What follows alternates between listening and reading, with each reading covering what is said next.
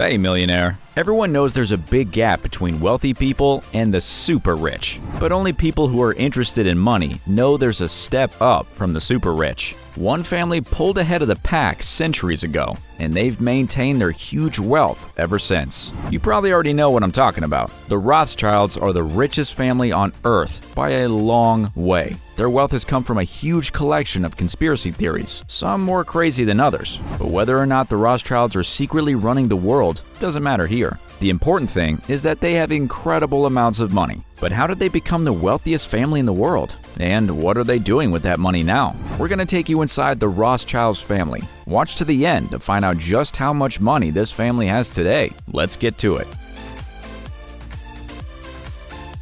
There's no doubt the Rothschilds are the richest family on earth right now, but it might surprise you to learn they weren't always wealthy. In fact, they started out in the ghetto. You heard that right. The origin tale of the richest family in the world is actually a rags to riches story. Meyer Amschel Rothschild was born in 1744 in Frankfurt's Judengasse, or Jews Lane. This was a cramped street where all 3,000 Jewish residents of Frankfurt were forced to live. It wasn't a great time to be Jewish, to put it lightly. No Jewish people were allowed to leave their homes at night, on Sundays, or any Christian holidays, and they weren't allowed in parks or restaurants in the city. The conditions in Jews Lane were pretty harsh too. When Meyer was still young, he would help his father with his silk trading and currency exchange businesses. You can bet this is where he learned his first essential business skills. But sadly, this didn't last long. Both of Meyer's parents sadly caught smallpox and died when he was just 12 years old. He was lucky enough to have relatives who looked after him. They soon sent him to Hanover to work as an apprentice for the Simon Wolf Oppenheimer Jewish banking house.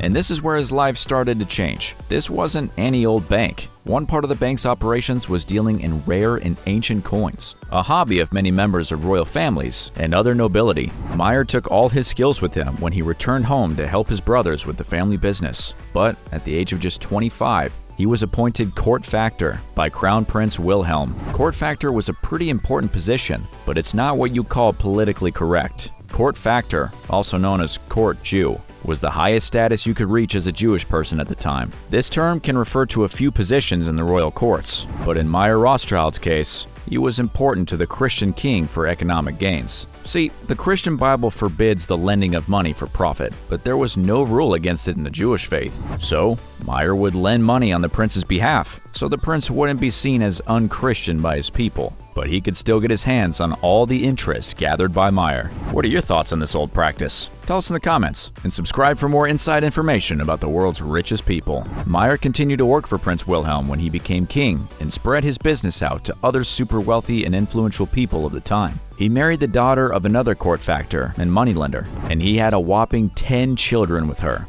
That wasn't an accident. Meyer had a plan to spread the Rothschild business empire, and he needed as many sons as possible to do it. While he was waiting for his boys to grow up, Meyer continued to grow his banking empire during the French Revolution by helping the British government to pay mercenary soldiers. This might have been the first time the Rothschilds profited off a war, but it definitely wouldn't be the last. It's no wonder they're a magnet for conspiracy theories. As soon as his sons were old enough, Meyer set his plan in motion. He wanted a Rothschild stationed at each of the world's financial capitals. So, he sent one of his sons to each capital, Naples, Vienna, Paris, and London, while keeping one in Frankfurt. This was a brilliant and revolutionary idea. With branches of his bank spread across Europe, the Rothschilds Bank became the first bank ever to transcend country borders. The bank continued lending money to governments to finance wars, and it grew in wealth and power in a way nobody had seen before or since. This also allowed them to branch out into different industries, making them even richer. But no amount of money can make you immortal. Meyer Rothschild passed away in 1812, but he ensured his business wouldn't die with him. He left strict instructions to his heirs on how to run the family business and handle the finances. One of the rules left in his will was designed to keep the money in the family. All inheritance, including property, could only be passed down to men within the family, and female descendants were not allowed to receive any inheritance. I know, that seems harsh, but it sure did keep his fortune in the Rothschilds family. But it had another nasty side effect too. It encouraged marriage among family members. Out of 36 Rothschild marriages before 1877, only 4 women and 2 men married someone they weren't already related to. In other words, there were a lot of cousins marrying each other, or worse. there's more fuel for all those conspiracy theories. What's the craziest Rothschild conspiracy theory you've heard? Tell us in the comments, and keep watching to find out whether his plan worked. This rule did what Meyer hoped it would do. No other families were getting their hands on the Rothschild fortune anytime soon. Meanwhile, Meyer's son, Nathan, was doing pretty well. He'd been stationed in England by Meyer, which turned out to be a good decision.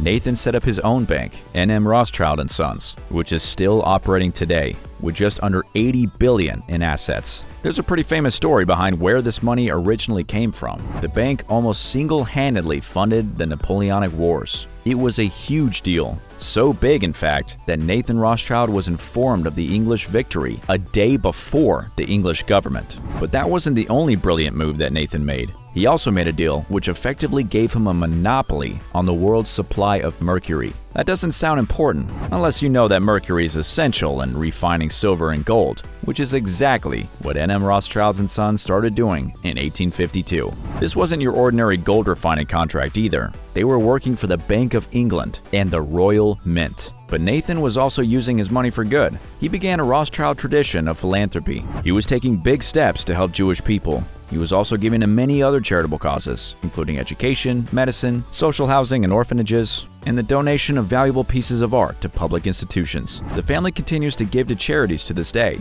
although conspiracy theorists will tell you that's just to distract from their shady dealings. The Rothschilds held on to this fortune for a long time, but the late 19th century and early 20th centuries weren't so kind to them. Politics and family rivalry led to the loss of money. A few major branches of the Rothschilds Bank were closed, including the Vienna branch, following the rise of the Nazis, for obvious reasons. Not only did the Austrian branch of the family have to close their bank, but the Nazis were also confiscating millions of dollars worth of art from them. I should mention that the Austrian government returned many of these artworks to the families in the 90s, but it wasn't looking good for the Rothschilds at the time. On top of that, there weren't enough male children being born into the family, which was derailing Meyer's original instructions on managing the family finances. But in 2003, everything changed. Baron David René James de Rothschild reunited the family business, bringing together all remaining holdings and banking branches with himself as chair. 2 centuries after the Rothschilds spread out across Europe, they were suddenly gathered together again,